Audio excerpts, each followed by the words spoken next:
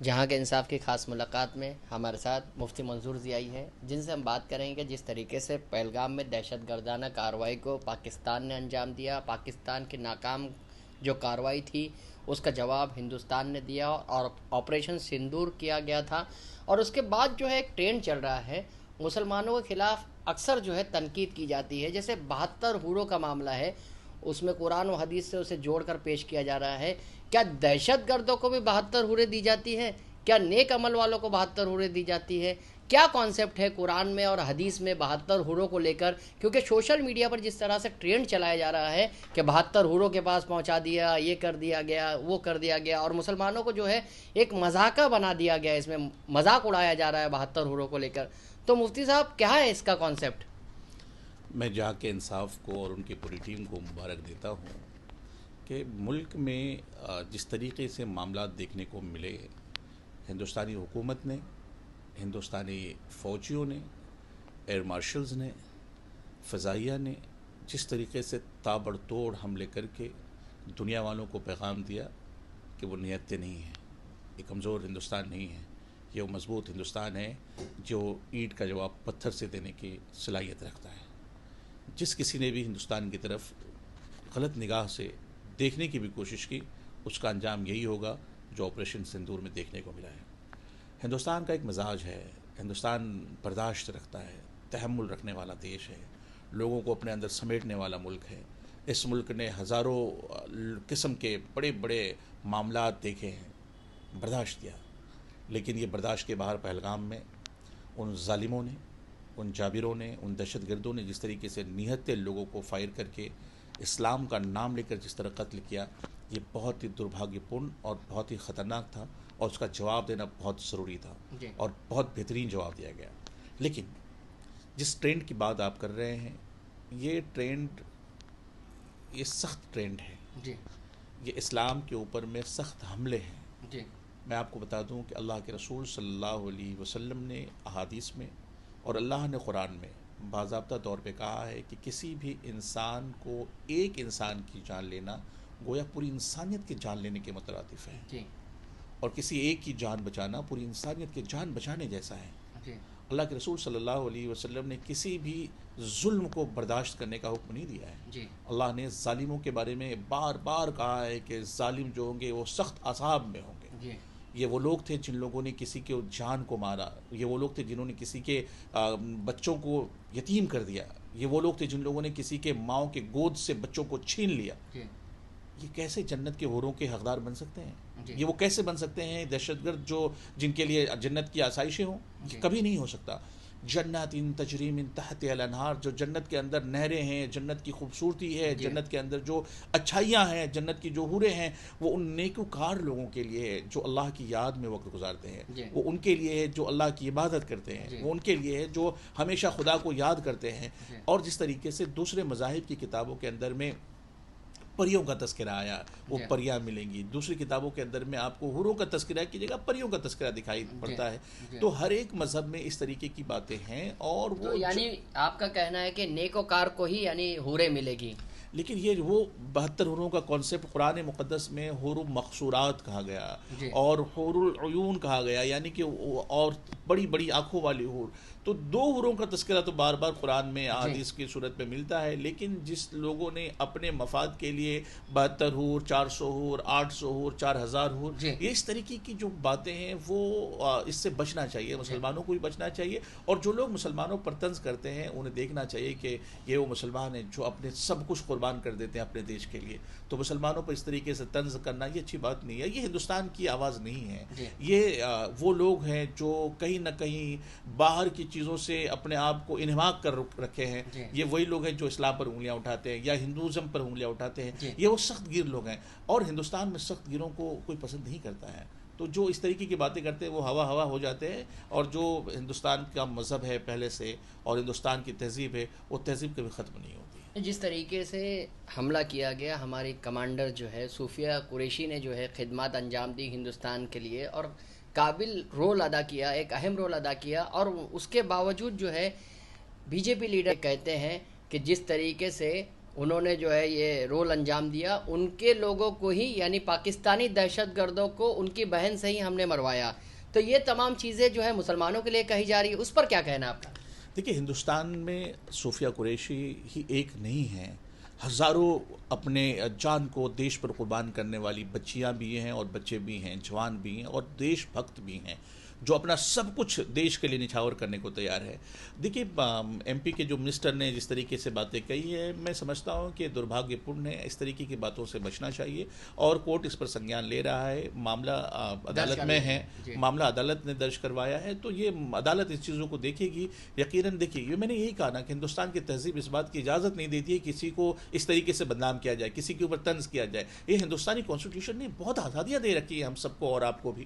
تو میں یہ سمجھتا ہوں کہ ہندوستان میں مسلمان جیالے ہیں، اور ایسے جیالے ہیں کہ اپنے ملک پر کوئی آنچ آئے برداشت نہیں کر سکتے. دیکھیے، اپنا ہماری جان جائے ہم برداشت کریں گے، ہمارے بچوں کو کچھ کہہ لو ہم برداشت کر لیں گے، ہمارے گھر والوں کو تم گالیاں دے دو ہم برداشت کر لیں گے، لیکن یاد رکھیں جب دیش کی بات آئے گی تو اپنا سب کچھ نچھاور کرنے کو ہندوستان کا مسلمان تیار ہے. ناموس رسالت پر اگر بات کریں تو توہین کا جو ہے سلسلہ بڑھتا جا رہا ہے. جس طریقے سے ابھی ایک شرما جو لیڈی ہے، اس نے جو ہے توہین رسالت کا ارتکاب کیا ہے، اس سلسلے میں آپ کیا فرمائیں گے؟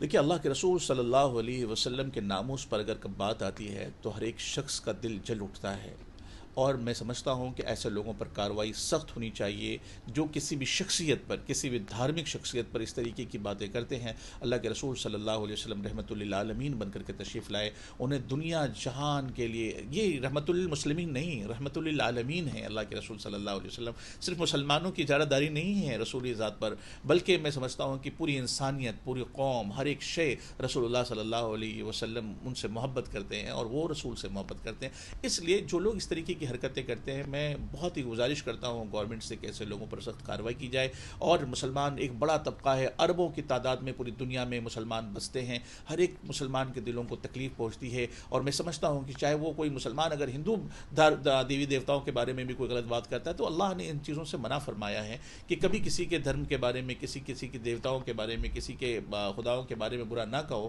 اور میرے رسول کی شخصیت وہ شخصیت ہے، پوری دنیا آج اسلام کی طرف راغب ہو رہی ہے، تو کسی ایک کے کہنے سے میرے رسول کی شان میں کچھ نہیں ہونا ہے، لیکن رسول کے چاہنے والوں کو اذیت پہنچانا یہ بہت سخت بات ہے. میں حکومت سے مطالبہ بھی کرتا ہوں کہ ایسے لوگوں پر سخت کارروائی ہو. وقف ایکٹ کے تعلق سے آپ کیا کہیں گے؟ جس طریقے سے وقف ایکٹ کے تعلق سے جو ہے تحریکیں چلائی جا رہی ہے، یہ کہا جا رہا ہے کہ مسلمانوں کی تمام جائیداد جو ہے وہ سرکار اپنے قبضے میں لے لے گی، اور ایک نیریٹو پیدا کرنے کی کوشش کی جا رہی ہے، تو اس پر آپ کا کیا کہنا ہے؟ پورا معاملہ جو ہے ابھی سپریم کورٹ میں بھی ہے، فیصلہ آنا باقی ہے، اس کے علاوہ جو ہے تحریکیں جاری ہے، اس پر کیا کہیں گے آپ؟ یہ تحریک کرنے والے جتنے لوگ ہیں انہیں اپنے گریبان کو جھانکنا پڑے گا کہ خامیاں کہاں ہیں. کیا ملک کے اندر میں وقف کی جائیدادوں پر ناجائز قبضے نہیں ہوئے ہیں؟ کیا ملک کے اندر میں لوگوں نے ناجائز طریقے سے قبضے نہیں کیے ہیں؟ کیا ایسے لوگوں پر کارروائی نہیں ہونی چاہیے؟ ہزاروں کروڑ کی زمینیں لوگوں نے غبن کر لیا، اس پہ بلڈنگیں بنا دی گئیں، اس پہ بڑے بڑے کمپلیکس تیار کر دیے گئے. کیا ان غریبوں کا حق نہیں مارا گیا؟ تو ایسے لوگوں پر کارروائی کی مانگ ہم لوگوں نے پہلے دن سے کی ہے. اور جس طریقے سے ہوا بنانے کی کوشش ہوتی ہے زمینیں چھن جائیں گی، میں سمجھتا ہوں کہ زمین ہماری نہ کل کوئی چھین سکتا تھا، نہ آج کوئی چھین سکتا ہے، نہ مستقبل میں کوئی چھین پائے گا. یہ ہمارا یقین اور ایمان اس لیے کیونکہ ہمارے پاس کانسٹیٹیوشن ہے، ہمارے پاس ایک کتاب ہے جسے بابا صاحب امبیڈکر نے ہر ایک ہندوستانی کے دلوں میں راج کرنے کے لیے وہ کتاب دی ہے کہ ہندوستانی تمہیں گھبرانا نہیں ہے، اے ملک کے رہنے والوں تمہیں پریشان نہیں ہونا ہے. تمہارے پاس ایک وہ کتاب ہے جو کتاب تمہارے ہر چیز کی حفاظت کرے گی. جب ہمارا یقین اس بات پر ہے کہ ہماری چیزوں کا کوئی بھی چھین نہیں سکتا، ہمارے پاس قانون ہے، تو بھرم پھیلانے کی بھی ضرورت نہیں ہے کہ بھائی زمینیں چھن جائیں گی، مسجدیں چھن جائیں گی، قبرستان چھن جائیں گے، مسجدوں پر قبضہ کسی اور کا ہو جائے گا. نہ ہی کسی مسجد پر کسی کا قبضہ ہوگا، نہ ہی کوئی درگاہیں چھینی جائیں گی، نہ خانقاہوں پر کوئی آ کر کے اپنا تسلط قائم کرے گا. بلکہ ہر وہ جگہ جو اللہ کی راہ میں ہمارے بزرگوں نے دیا ہے وہ کل بھی ہماری تھی، آج بھی ہماری ہے، کل بھی ہماری رہے گی. لیکن ان غنڈوں سے بچانے کی ضرورت ہے، ان اجارہ دار لوگوں سے بچانے کی ضرورت ہے، ان کرسی دار لوگوں سے بچانے کی ضرورت ہے، ان نامور شخصیتوں سے بچانے کی ضرورت ہے جن لوگوں نے ناجائز قبضے کر کے رکھے ہیں. ایسے لوگوں پر کارروائی ہوگی، اور میں سمجھتا ہوں کہ CBI کی انکوائری ان لوگوں پر ہونی چاہیے جن لوگوں نے ناجائز زمینوں کو ہتھیا کر کے رکھا ہے.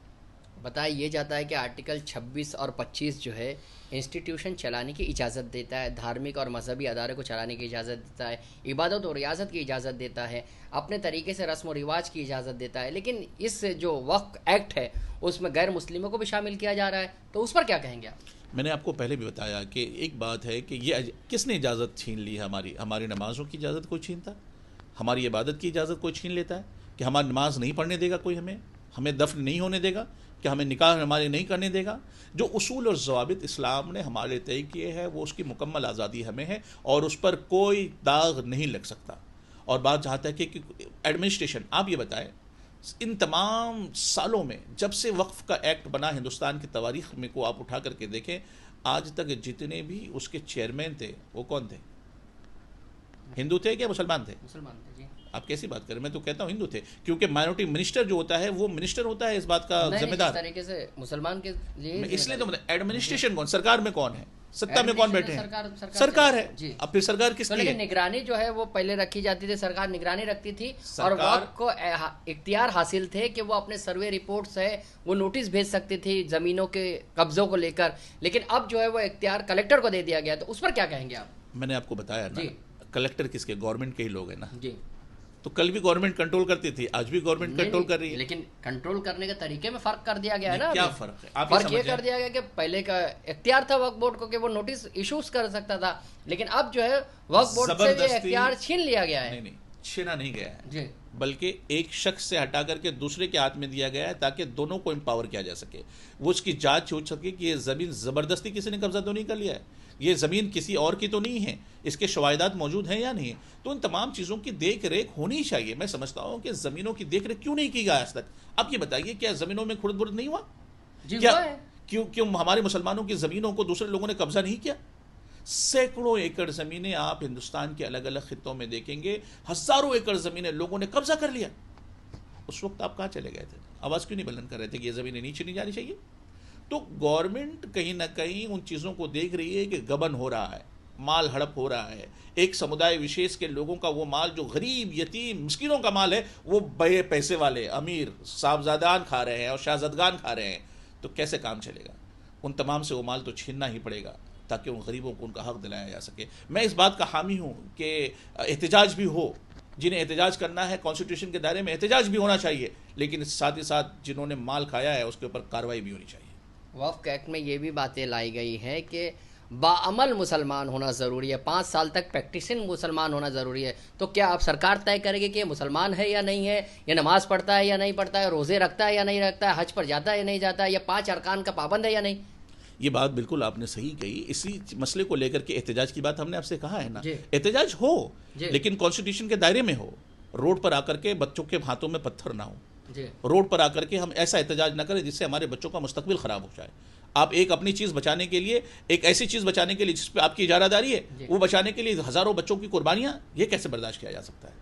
روڈ پر نہیں آنا ہے۔ ماضی میں جس طریقے سے معاملات ہوئے، جیسے بابری مسجد کا معاملہ لے لو، کاشی متھرا کا معاملہ لے لو، گیان واپی مسجد کا معاملہ لے لو، تو وقف بورڈ کو اس وقت اختیارات تھے، اس کی رپورٹ جو ہے مانی جاتی تھی، لیکن اب جو ہے کلیکٹر کو اختیار ہے، تو ایسے میں کلیکٹر جو ہے وہ چیزیں جو ہے دوسروں کو دیا جا سکتا ہے نا، تو کیوں یعنی اس طرح کے کلیکٹر اب آنے والے دنوں میں جو نئی چیزیں ہوں گی اس کے لیے اختیارات ہے، لیکن جو پہلے کے پرانے اصول اور ضوابط تھے وہ ایز اٹ از اور ویریٹیز رہیں گے۔ آپ نے پورے سرکولر کو اچھے سے پڑھا ہے۔ میراثی جائیداد کا معاملہ الگ ہے، لیکن ابھی جو فیصلہ لیا گیا ہے اس کے بعد جو ہے کلیکٹر کو اختیارات تو دے دیے گئے ہیں، تو کلیکٹر یہ فیصلہ تو لے سکتا ہے نا۔ اب نوٹس کا اختیار جو ہے وہ کلیکٹر کو ہی ہے۔ اب نئی سرے سے آپ نے دعویٰ ٹھوک دیا کسی جائیداد پر وقف کی، تو فیصلہ کلیکٹر کرے گا؟ نہیں، فیصلہ کبھی کلیکٹر نہیں کرے گا، اس کے لیے آگے کے کورٹس کھلے ہوئے ہیں، اس کے لیے اس سے پہلے بھی کورٹ کھلے ہوئے تھے لیکن اس کے باوجود اختیار چھین گیا۔ نہیں، اختیار چھینا نہیں گیا ہے، اختیار اور بڑھایا گیا ہے۔ پہلے ایک کے پاس تھا، اب 2 کے پاس ہو گیا ہے۔ جی، کیا یہ ضروری ہے؟ نہیں کہ پہلے ایک آدمی کرتا تھا اس میں خامیاں ہو سکتی تھی، اب 2 کریں گے تو کہیں نہ کہیں ایک دوسرے کو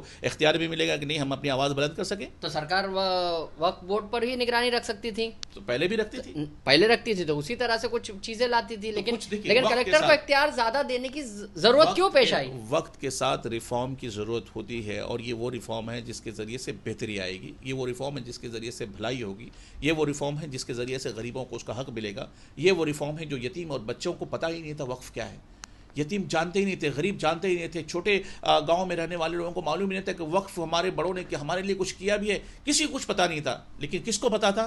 پیسے والوں کو پتہ. کس کو تھا؟ کرسی والوں کو. کس کو پتہ تھا؟ سطح میں بیٹھے ہوئے لوگوں کو. ان کو پتہ تھا جو دوسروں کا مال بیچتے تھے, خریدتے تھے, اپنے جیب بھرتے تھے, اپنے بال بچوں کو ابروڈ میں پڑھاتے تھے, دنیا میں دکھتے تھے کہ ہم اچھے ہیں, لیکن اپنے بچوں کو ان غریبوں کے پیسوں سے پلواتے تھے. لیکن اصل میں وہ حق کس کا تھا؟ آپ بتائیں. کیا وہ غریبوں کا حق نہیں مارا گیا؟ بالکل. اور اس کو حق ملنا نہیں چاہیے کیا؟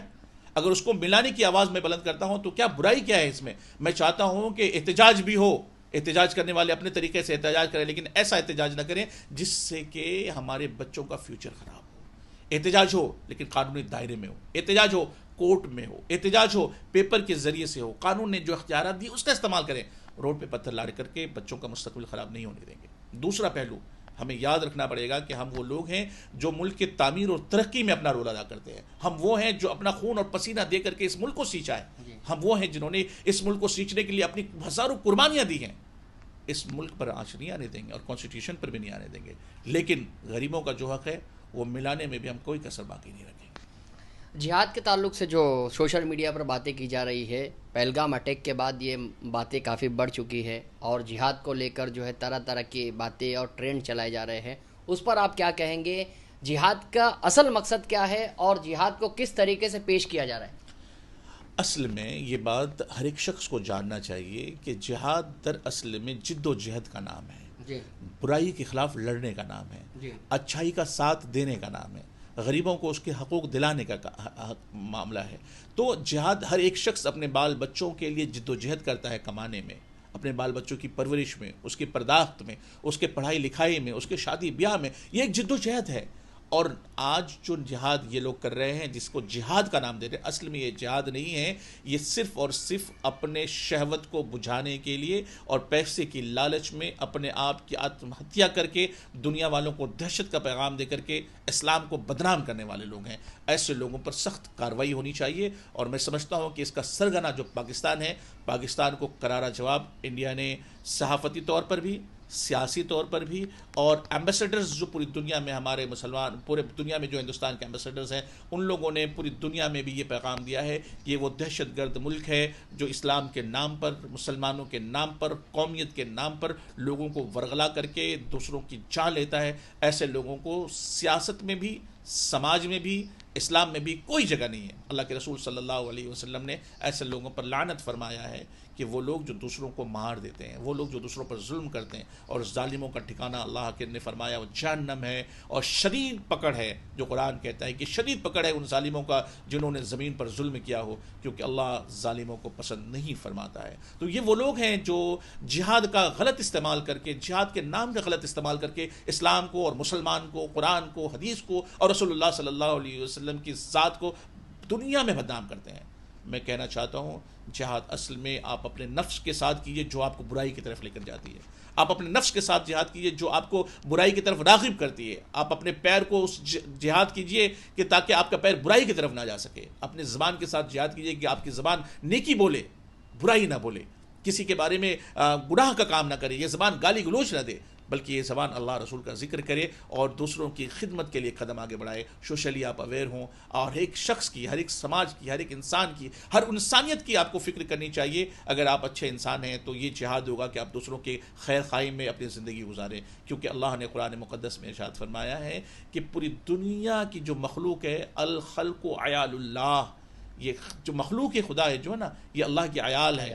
تو اللہ کے عیال کے ساتھ ظلم کرنے والا اللہ کو ناپسند ہے. اللہ فرماتا ہے کہ میرے بندوں کے ساتھ رحم دلی سے پیش آؤ, میرے بندوں کے ساتھ پیار اور محبت سے پیش آؤ, میرے بندوں کے ساتھ ملو تو مسکرا کر کے ملو, میرے بندوں کے ساتھ ملو تو تم اپنے طرف سے کچھ تحفے تحائف دو تاکہ اس کے چہرے پر سکون اور میسر آ سکے. اس کے غریب ہیں تو اس کے گھر پہ کھانے لے کر جاؤ, کوئی پریشان حال ہے تو ان کی پریشانی میں مدد کرو. کسی کے پاس گھر نہیں تو اسے چھت بنا کر کے دو, کسی کے پاس تعلیم نہیں تو اسے ایجوکیشن کے راستے بنا کر کے دو. یہ اللہ اس کے رسول چاہتے ہیں.